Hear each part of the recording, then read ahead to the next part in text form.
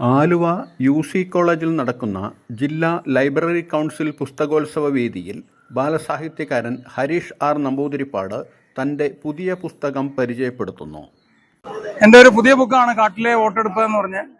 കാട്ടിൽ നടക്കുന്ന തെരഞ്ഞെടുപ്പ് കാല കഥകള്, മൃഗങ്ങള് കഥാപാത്രങ്ങളായിട്ട് ഒരു തെരഞ്ഞെടുപ്പിന് വേണ്ട എല്ലാ സംഭവങ്ങളും ഈ കഥകളിലുണ്ട്.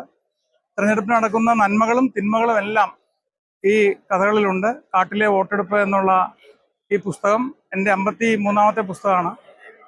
പാലക്കാട് ആസ്ഥാനമായിട്ടുള്ള ആപ്പിൾ ബുക്സ് പ്രസിദ്ധീകരിച്ച ബുക്കാണ്.